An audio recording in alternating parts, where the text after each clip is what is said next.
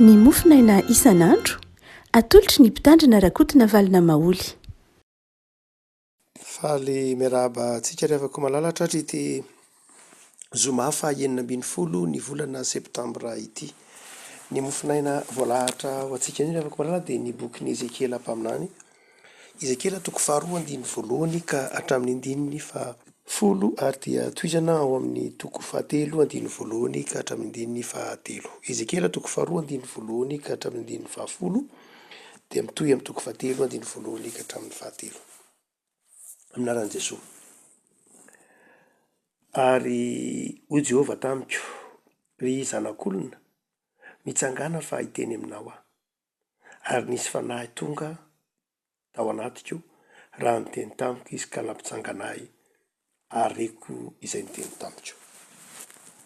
Roy izy tamiko, zanak'olona, maniraka anao amin'ny zanak'Israely aho, eny ho amin'ireo jentilisa-piodina izay efa niodina tamiko. Izy sy ny razany dia samy efa nanota tamiko avokoa mandrak'androany. Ary ho any amin'ny zanaka mafiandrina sy madipo no anarahako anao. Ary ianao anao aminy hoe izao no lazain'i Jehovah Tompo. Ary na iaino izy na tsy iaino fa taranaka maditra dia ho fantany fa efa nisy mpaminany teo aminy. Ary ianao ry zanak'olona, aza matahotra azy ary aza matahotra ny teniny na dia voakasiky ny amina sy ny tsilo azy ianao. Ary na dia eo amin'ny maingoka aza no hipetrahanao, eny aza matahotra ny fiteniny ary aza mivadi-po noho ny tarehiny fa taranaka maditra izy. Ary ho lazainao aminy ihany ny teniko na iaino izy na tsy iaino fa tena maditra izy. Fa ianao kosa ry zanak'olona, mihaino izay lazaiko aminao, aza maditra tahaka izany taranaka maditra izany ianao, sokafo ny vavanao ka ano izay afahako anao. Ary hitako fa indro nisy tanana na indritra tamiko ary indro nisy orona taratasy teny aminy, dia novelariny teo anatrehiko izany ary nisoratra teo aminy sy teo ivohony ary fitomanina sy fitradradradrana sy loza no voasoratra teo. Roy izy tamiko, ry zanak'olona, hano izay hitanao. Eny hano ity orona taratasy ity dia mandehana ka mitenena amin'ny taranak'Israely. Dia nosokafako ny vavako ary nafahany ahy izany orona taratasy izany. Roy izy tamiko, ry zanak'olona, fikiso ny kibonao ary feno ity orona taratasy omeko anao ity ny tsinainao. Dia nihinana ka mamy tao am-bavako toy ny tantely izy. Ray Masino manamasinana ny fahamarinana ny teninao no fahamarinana. Amen. Ny bokin'ny Ezekela mpaminany no zara mofinaina ho antsika ry havako malala. Ezekela izay teo amin'ny fahatelopolo taonany no nandray ity faminaniana ity. Ezekela dia isan'ireo mpisorona tao amin'ny tempoly tao Jerosalema ary mbola tsy afaka nanomboka izany asa mpisoronana izany izy. Fantatsika fa teo amin'ny Jiosy ihany antsoina hoe olon-dehibe. Na ny mpisorona dia manomboka eo amin'ny fahatelopolo taonany no afaka mirotsaka amin'izany na manomboka an'izany asa mpisorona izany amin'izay tena izy. Ary dia Ezekela kosa dia tany am-pahababoana zany no feno izany fahatelopolo taonany izany ary nahita fahitana izy tany amin'ny fahababoana. Somary nizara roa mantsy ny fahababoana, ny tapany voalohany dia nisy ireo aty amin'ny taona 750 sy 500 alohan'i Kristy izany.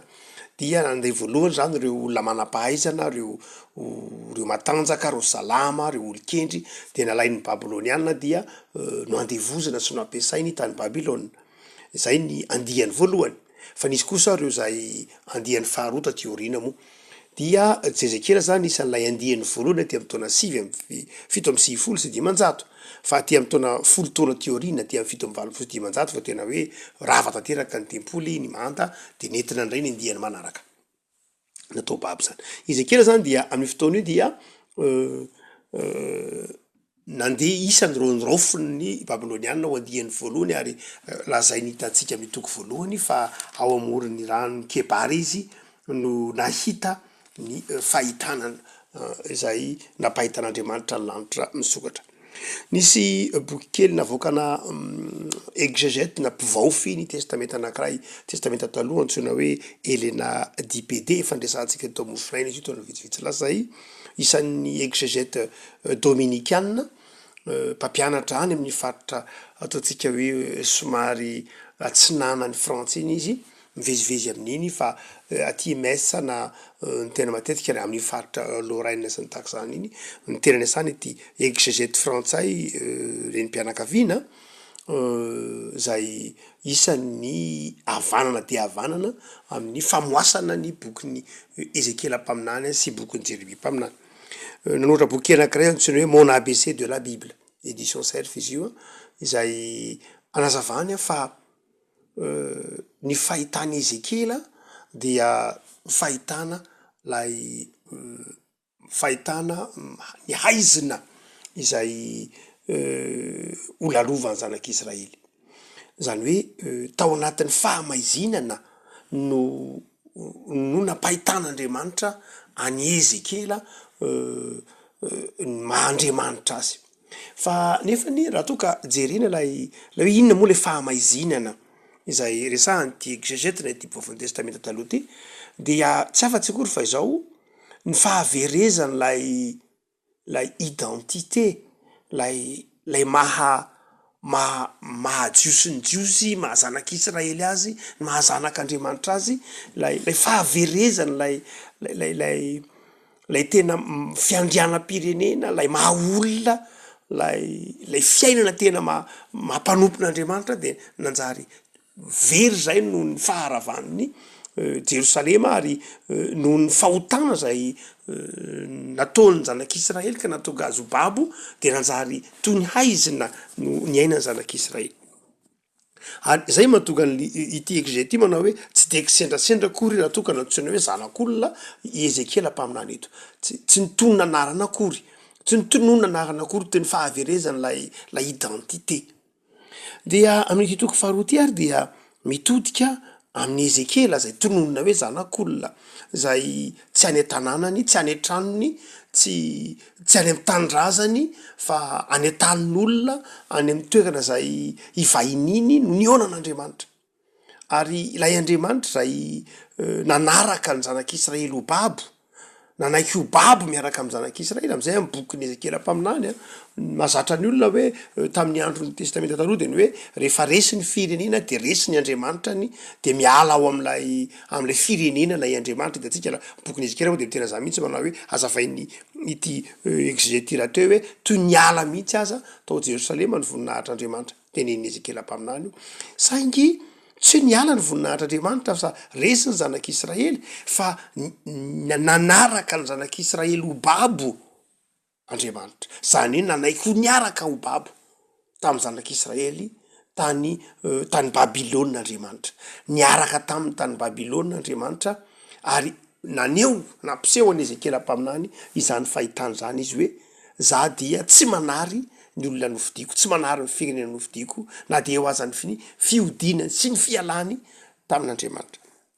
Dia amin'ny tapany ity am-piaratanantsika ty raha koala zay zara-mofinaina dia misy eo Ezekela mpaminany zay tao amin'ny tompo hibanjina ny fahamasinan'Andriamanitra tao amin'ny tompo ahita ny fahamasinan'Andriamanitra sy ny voninahitr'Andriamanitra. Dia ataovenao Ezekela mpaminany isika la Ezekela mpaminany ny fiangonana ny Ezekela mpaminany dia apahitan'ny tompony voninahiny isika dia inona moa no zavatra ataon'Andriamanitra inona no identité na inona no maha isika vaovao omen'Andriamanitra atsika izany maha isitsika vaovao zany dia tonga andraikitra ny identité amin'ny soratra masina ny maha olona ny olona ny maha isika atsika de manjary tonga asa fa tsy hoe zavatra ireharehana fotsiny ihany na zavatra azonina fa tonga asa tonga zavatra atao tonga andraikitra ny identité rakofana iainana de manjary tonga andraikitra tonga adidy ary dia rehefa nosokafan'Andriamanitra ny lanitra ka nazava tamin'ny Ezekela lay ny antom-pisiny fa tsy hoe olona tsisy anarana tsony izy de tonga olom-baovao izy tonga mahafantatra maha izy azy vaovao dia misy zavatra nasain'Andriamanitra ataony ary zay le afaka malala sen'andriamanitra ataotsika zay mahita ny voninahitr'andriamanitra isika raha mahita ny voninahitr'andriamanitra na ampahitain'andriamanitra ny voninahiny dia fa raha fa kely nreto zavatra dimy reto zay nasain'andriamanitra nataon'izy kely ary asain'andriamanitra ataotsika izay nampahitan'ny voninahiny tao anatin'ny aizina nampahitan'ny voninahiny tao anatin'ny zavatsatro ary mbola hampahitan'ny voninahiny amin'ny toerana rehetra zay hitonany etsika de misy zavatra dimy reto isaky miteny ny tompo de izao foana ny fiteniny ry zanak'olona amin'ny andininy fahatelo ry zanak'olona andininy fahaenina andininy fahavalo toko fahatelo andininy voalohany sy andininy fahatelo dia misy dimy eo ry havako malala ny voalohany de zao ry zanak'olona maniraka anao ry havako ny olona mahita ny voninahitr'andriamanitra na tian'andriamanitra hita ny voninahiny de olona tsy maintsy ho irahan'andriamanitra izy maniraka anao zany hoe raha tsy mandeha isika raha tsy irahan'andriamanitra isika raha tsy manaiky irahan'andriamanitra isika de tsy hitatsika ny voninahitr'andriamanitra raha olona mitomepona raha olona miandry tolorana fotsiny raha olona zatra miandry raha olona maniraka an'andriamanitra indray azy fa tsy manaiky irahan'andriamanitra satria mety pitranga mihitsy ny hoe olona mpaniraka an'andriamanitra fa tsy manaiky irahan'andriamanitra de tsy ahita ny voninahitr'andriamanitra mihitsy matoa Mosesy nahita ny voninahitr'andriamanitra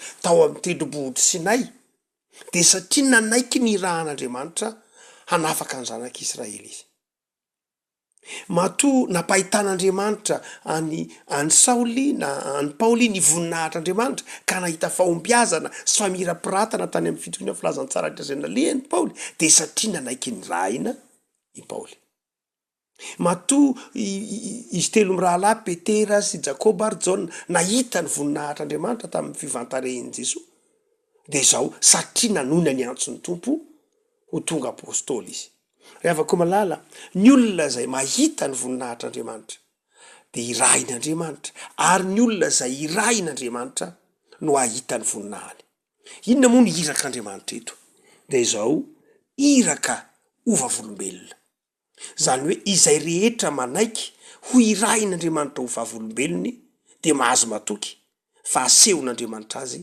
ny voninahiny raha mitentsika hoe voninahitra kabod ny teny hebreo de milaza valeur ray milaza sotoavina milaza zava-dehibe milaza zavatra manandanja raha ohatra ka mitentsika hoe ampahitan'andriamanitra ny voninahiny de tsy lay hoe famirapiratana fa tena ampahitan'andriamanitra ny mahazava-dehibe an'andriamanitra ampahitan'andriamanitra nylay mahizy azy an'andriamanitra ary nisy evangelista anankiray antsoina hoe William Carey izay nirahina London Missionary Society nandeha niasa ndray mission anglisy moa niasa tany Inde tamin'ny fotoanandro de zao nytenenyity mpamakilay ity tahaka ny David Jones ty amintsika Madagasikara na Thomas Bevan ny teny manao hoe sahianao irahin'andriamanitra sahianao manekenao irahin'andriamanitra de ahita zava-dehibe ataon'andriamanitra zany hoe sahi manao zava-dehibe ao an'andriamanitra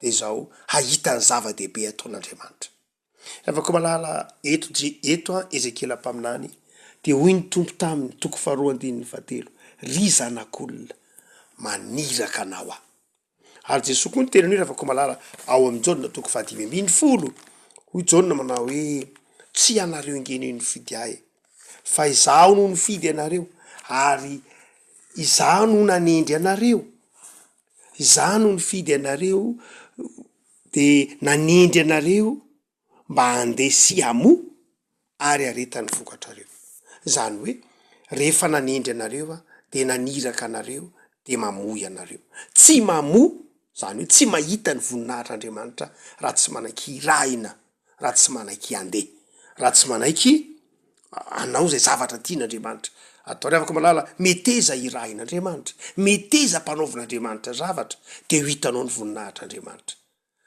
fa ny faharoa de zao andiny ny fahenina ry zanak'olona aza matahotra azy maizy azy faharoany ty zanak'olona zay hoytsika hoe tany ambolohany tsy nitononona kory hoe anarana noho ny hoe any an-tanin'olona very identité de nitononona fotsiny hoe zanak'olona fa lasa anana anjary anana maizy azy vaovao izy de teneny manao hoe ry zanak'olona aza matahotra azy tsy very ny atanin'olona akory ianao za eo akaikinao mandrakariva tsy hoe satria ny ala tany Babilôna tany Jerosalema ianao de ho very any Babilôna fa niaraka taminao azano amme anao identité na fisina vaovao na faizina vaovao de zao aza matahotra tsy hoe iraiko fotsiny any anao ka manana antonasa satria niala tany Jerosalema Ezekela de toy ny hoe tsy manana antonasa fa mpanjenjena na sanatria nandevoziny ny Babilôniana fa izao aza matahotra azy koa ianao iraiko ianao ary aza matahotra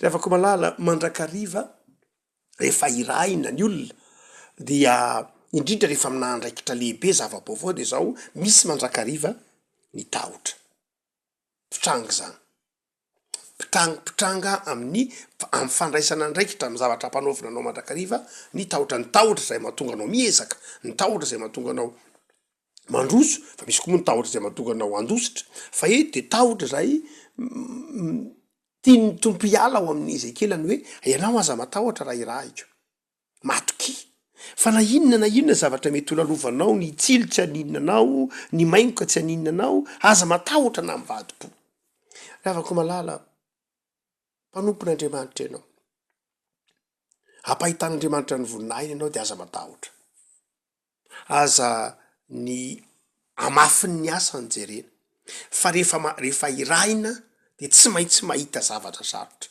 eto Andriamanitra tsy niteny mihitsy izy tamin'ny Ezekela manao hoe zao no izy aza matahotra fa na de voakasiky ny amina sy ny tsilo azy ianao ary na de hipetraka eo ambony maingoka azy ianao aza matahotra tsy hoe tsisy ny maingoka tena isy ny maingoka tsy hoe tsisy ny tsilo tena misy ny tsilo tsy hoe misy tsisy ny amina zany hoe ny karazana zava-maniry zay mahalalay manindro na mandratra tsy hoe tsisy zany fa misy daholo zany rehetra zany fa aza matahotra tsy hoe rehefa iraina ianao de tsisy zavatsarotra tsisy fahavalo maingoka mety de fa tena tahaka ny hoarina mihitsy amin'ny asany latsa asany devoly fa izao tsy mampaninina anao zany mety ho diso etrehitra mantsika aminy hoe rehefa irahan'Andriamanitra de tsisy zavatra sarotra tsisy tsilo tsisy maingoka tsisy fahavalo tsy ry avako malala mety mandalo an'izany rehetra zany ianao mety ho manindrona ny tsilo tahaka an'izay satrotsilo Jesoa mety manaikitra amin'ny maingoka fa izao ry avako malala tsy tokony atahotra satria tsy manan-kery rehefa mananky-raina isika mahatoky de zao tsy manan-kery amintsika misy reny fa tsy manan-kery aminao hiariary mandrakariva ny voninahitr'Andriamanitra meteza iraina de ho hitanao ny voninahitr'Andriamanitra ary aza matahotra de ho hitanao ny voninahitr'Andriamanitra fa ny fahatelo rehefa ko malala andin'ny fahavalo de ho andray izy fa ianao ry zanak'olona miaino rehefako eny am-panatanterahana ny asa betsaka ny olona manaiky irahan'Andriamanitra betsaka ny olona manaiky manona ny anjon'Andriamanitra betsaka ny mpanompon'Andriamanitra antsoin'Andriamanitra betsaka ny manana fahasahina no zavatra ao an'Andriamanitra betsaka ny tsy matahotra eo mpanaovana asan'Andriamanitra fa matoky fa izao eny am-pandehanana tsy miaino tso matoky tena eny am-pandehanana mihevitra ho feno eny am-pandehanana mihevitra hoe za efa feno za tsy mila fananarana tsony za tsy mila tezaina mieritreritra hoe ho feno fa zao rehefa ko malala zava-dehibe ny ananan'ny mpanompon'Andriamanitra fo mahay miaino an'Andriamanitra tsy hoe rehefa irahin'Andriamanitra ianao de manan-kolazaina mandrakariva fa misy fotoana olazainao fa misy fotoana miaino an'Andriamanitra ianao ny olona mahita ny voninahitr'Andriamanitra rehefa ko malala de zao tsy olona hoe mahana fahasahinanao zavatra ihany fa olona manam-potoana hiainona an'Andriamanitra eny am-pandehanana eny zany hoe misy toromarika omen'Andriamanitra eny am-pandehanana eny misy torolalana omen'Andriamanitra eny am-pandehanana eny misy taridalana hitarihan'Andriamanitra eny am-panatanterahana ny asa eny fa raha tsy miaino isika de manjary isika irery ny miasa amin'ny herin'ny tenantsika miasa amin'ny fahatoky itsika miasa amin'izay heverintsika ho mety samirery de na mirehare isika rehefa aveo na morakivy isika reo rarana roreo ihany rehefa tsy miaino an'Andriamanitra isika eny am-panatanterahana ny asa eny na eo aza ny fanekenany hoe hanaiky hanompo de zao rehefa tsy miaino an'Andriamanitra isika de na tsika azo ny fakapalahy zao satria ny herin'ny terantsika no eritreretintsika mahavita zavatra na tsika ho azon'ny fahakoviana hoe za tsy hanao ntsony tompo. Fa ny olona miaino an'Andriamanitra dia tsy latsaka ao anatin'ireo fakapanahy ireo, sady tsy latsaka ao anatin'ny fakapanahan'ny fahakoviana izy hoe za tsy hanao ntsony, no tsy latsaka ao anatin'ny fakapanahan'ny frehariana izy. Ny olona mahindrery afaka malala mahita ny voninahitr'Andriamanitra dia olona manaiky iaino an'Andriamanitra, handray ny toromarika eny am-pandehanana ao anatin'ny fanompoana. Fa ny fahaefatra rehefa ko malala dia antsika mitoko 7:1 ary hoy izy tamiko, ry zanak'olona, hano zay hitanao. Inona moa no hita? Orona taratasy. Inona le taratasy? Ny tenin'Andriamanitra. Inona le taratasy? Ny soratra mirakitra ny toromarika maro samihafa. Tsy hoe miaino fotsiny fa raha miteny orona taratasy dia izao milaza fianarana, milaza fandaninana, milaza fanekena hianatra mihitsy aza. Aza toroana fa ny Babiloniana izay ivatanany reto zanak'Israely babo reto dia isan'ny firenena tanjaka. Dia fantatsika fa Nebokadnezara ny Babiloniana tamin'ny fotoan'andro no efa nanana ny zaridaina miantona, efa nanana civilisation ambony, nanana ny taratasy, efa nahafantatra litera alfabeta maro isan-karazana, efa lasa lavitra tamin'ny civilisation. Dika zany firenena izay manome toerana ny savoir ny Babiloniana. Dia any amin'izany tany zany dia teny mahazatra ny hoe fianarana, fikarohana, fandalinana.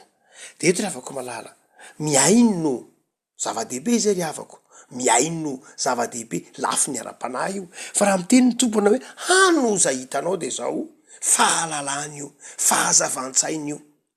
Satria mantsy ry havako malala, ampifanoheritsika rehefa miasa isika dia ampifanoheritsika indray ny ara-panahy sy ny ara-tsaina. Indray ny kristianina everitsika fa mifandona ny siansa sy ny baiboly, mifandona ny finoana sy ny fivavahana, mifandona ny fanahy sy ny saina. Fa tsy zany ry havako malala, tsy zany mihitsy. Raha olona mbola ao anatin'ny fahotana ny olona dia mety hisaraka izay, hoe misaraka ny saina sy ny fanahy. Fa rehefa ao amin'ny tompo isika dia tonga vatana iray ihany, ka manjary miara-miasa ao amin'ny fanompona ny vatan'ny olona dia bolon'Andriamanitra. Ny sain'ny olona sy ny fanahin'ny olona dia fitaovana ho ety manompo avokoa. Noho izany tsy tokony hifanohitra mihitsy ny saina sy ny fanahy. Tsy tokony hifanohitra mihitsy ny finoana sy ny siansa. Tsy tokony hifanohitra mihitsy ny ara-panahy sy ny ara-tsaina. Zay tika le teny hoe hano zay hitanao, manaova zava-dehibe anao ny saina. Taratasy io zany, vakio io, enary io, fantary io, alaliny io. Rehefa malala, enganenao atsiaro fa ny olona iray n'Andriamanitra dia olona mampiasa saina ihany koa. Fa tsy miaino an'Andriamanitra dia lafy ny ara-panahy ihany. Fa tsy fantatro ny siansa, tsy fantatro ny boky, tsy fantatro ny fivoarana zavatra rehetra. Tsy ry havako malala. Matoa no entin'Andriamanitra ho babo tany Babilôna ny zanak'Israely. Eo ny fahotana, tsy dikevitra izay ho fananarana sofantsina azy. Fa misy zavatra tian'Andriamanitra koa ho tsapa ny zanak'Israely tany amin'ny fanandevozana. Misy zavatra nianarany tany, misy zavatra nataon'Andriamanitra ny lalovany zany mba hianarany. Tahaka antsika malagasy mety nandalo ny fanjanahantany, marina tokoa fa mafy ny fanjanahantany. Anetsy ny olona ny jaly, nangirifiry, novonoina sy ny tahaka izany tao anatin'izany fanjanahantany zany. Fa izao navelan'Andriamanitra ny lalovantsika zany, tantara zany. Fa moa ve nanaiky nianatra tao anatin'izany fanjanahantany zany isika ohatra. Raha navelan'Andriamanitra lalovantsika ny fanjanahantany, moa ve naina-kalesona tao anatin'izany fanjanahantany zany isika. Na ny fomba fitatanan-drara, na ny fitiavan-tany razana, na ny fanajana ny teny razana, na ny fanajana ny maha isika antsika, na ny toeran'ny fivavahana, moa ve nanaiky nianatra tamin'izany isika. Sady nandray izany ho zavatra mihiba fotsiny ihany. Nefa zavatra navelan'Andriamanitra ho lalovantsika. Ny zanak'Israely raha ohatra ka navelan'Andriamanitra ho babo tany Egypta nandritra ny 500 taona, dia satria nampianarin'Andriamanitra ny atao hoe firenena izy. Tsy fantatry ny zanak'Israely mihitsy ny atao hoe firenena. Tsy fantany lanjana ny atao hoe fahafahana raha tsy efa noandevozana nandritra ny 700 taona izy. Tsy fantany ny antsoina hoe raharaha-pirenena. Tsy fantany atao hoe fiainam-pianakaviana raha tsy nampandalovina ny hevitra izy. Ny dika ny 700 taona namelan'Andriamanitra zanak'Israely tany anefitra, marina fa sarotra fa nitezan'andriamanitra ahafantarany antsoina hoe fianakaviana, ahafantarany antsoina hoe miary, ahafantarany antsoina hoe fiainana mba hahafaha miaina sy mitandrina tsara. Ahoana na ahafantarany antsoina hoe tsy misy raha tsy nandalo ny hevitra izy. Rehefa avy nandalo ny hevitra izy de fatany tsara ny mahazava-dehibe ny tany Kanana. Rehefa avy nandalo ny hevitra nandritra ny 7 taona izy de hainy tsara ny dikany hoe zokay ny dikany antsoina hoe rano, ay zao ny dikany antsoina hoe fambolena. Rehavako malala manaiky nianatra ve tamin'ny tantara, zay ny dikany ny zanak'Israely eto. Eto dia ry zanak'olona hano zay hitanao. Fa ny fahadimy farany andininy fahatelo de izy manao hoe aroy izy tamiko ry zanak'olona, vokiso ny kibonao. Vokisana inona io? Tsy hoe vokisa-kanina tsy zay loatra fa vokiso la inona, lay horona taratasy, lay horona taratasy mirakitra ny afatra, mirakitra ny tenin'Andriamanitra. Lay horona taratasy resantsika koa hoe mirakitra ny fahazavan-tsaina, ny savoir. Teny hoe miaino za moa io mazava ho azy fa iny le fa lafiny ara-panahy spirituel resantsika teo. Rehavako eto zany ny tompo de mampianatra ny Ezekila mba ahay anararoatra ho liam-pahalalana, ho liana miaina ny tenin'Andriamanitra. Kanefa ao anatin'izany koa de mampiasa ny zavatra manodidina azy mba ianarany, ivoarany, analany sitrapon'Andriamanitra. De Ezekila manao hoe mamy tao am-bavako toy ny tantely izy. Inona lay mamy?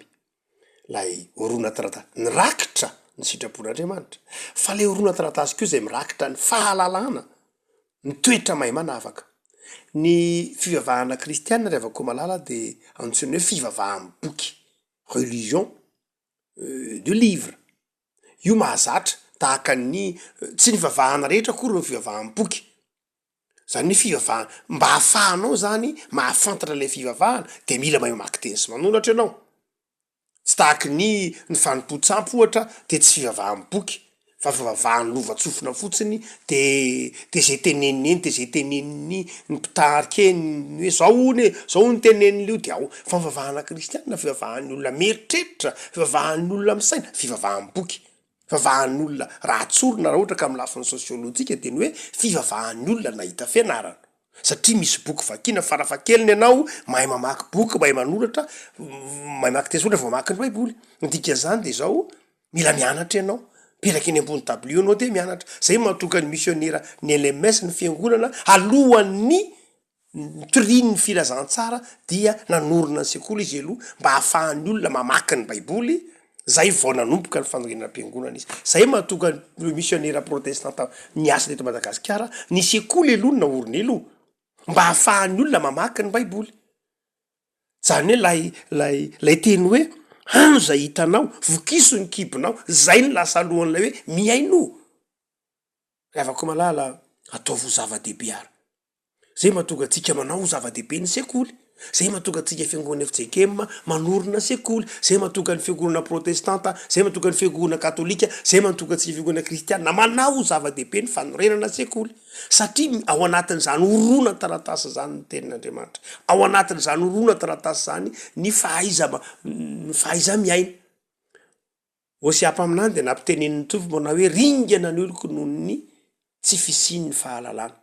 Zany hoe ringana ny vahoakan'Andriamanitra rehefa tsy voazara, rehefa tsy ampy ny fahalalana. Ary zany mihitsy rehefa koa malala araraotin'ny ratsy, araraotin'ireo mpanambaka ny vahoaka rehefa tsy ampy fahalalana, ambakainy rehefa tsy ampy fahalalana. Rehefa koa malala manana antom-pisina vaovao ianao, ampahitan'Andriamanitra ny voninahiny ianao de zao meteza irahiny ary aza matahotra eny am-pandehanana mpanaovana ny asa enoy Andriamanitra, eny am-panantanterahana meteza hofanina, meteza hianatra isan'andro ary meteza akafisaka mamy ny tenin'Andriamanitra. Ivavakisika tompo am'zaraonao zay noho ny amin'ny teny zay nampitondrainao ny Ezekila mpaminany, teny mametoko fa manana fisina vaovao zay de enao zay Andriamanitra miantso anay, matoky anay de maniraka anay, manaisotra ny tahotra ty anatinay. Dia ataovy toe-panahynay tompo ny anaiky, ankatoy zay zavatra mpanaovinao sy andrahanao anay. Esorina ty anatinay ny akanosana sy ny tahotra an'izay zavatra mpanaovinao anay na zavatra tianao ho tanterahinay. fa tsy manatahotra aminao, tsy manatoerana aminay ny tahotra satria Andriamanitra mahay zavatra rehetra ianao. De omeo anay Tompo eo am-panatanterahana ny asa ny sofina mahay miaino anao, sofina mahay mifandray aminao, ary omeo anay koa ny saina tia karokaroka, tia fahalalana, mba hahafahanay mandroso amin'ny mahafeno anay na ara-tsaina na ara-panahy indridridrindra sy hahafantaranay ny manodidina anay. Tompo de ampahirezo ary zahay am'izay zavatra rehetra ampanaovinao anay, de aoko tsapanay fa eo ankilanay ianao. Vavaka ho an'ny fiainanay tsiraray avy am'izao herinandro mifarana zao, misaotra Tompo, ary de ataio ny herinandro ray ifarana ho fifalianao anay zao andro omenao anay zao, ary ho tsapanay fa Andriamanitra be famindram-po ianao. Raha misy zavatra napalahelo anao tamin'ny fanatanterahana ny asa, na misy zavatra tsy vitanay fa niandrasanao taminay na niandrasan'ny namanay taminay tamin'ny fijona vavolombelona, na tsy naniaino anao zahay, na tsy nankatoanao tamin'ny fanirahana, na malaina ka tsy lina tamin'ny teninao, de mamindrafo aminay. De mitahianay Tompo ary ampahirezo zahay ho ahita ny voninahitra mandrakariva. Misaotra Jesoa. Amen.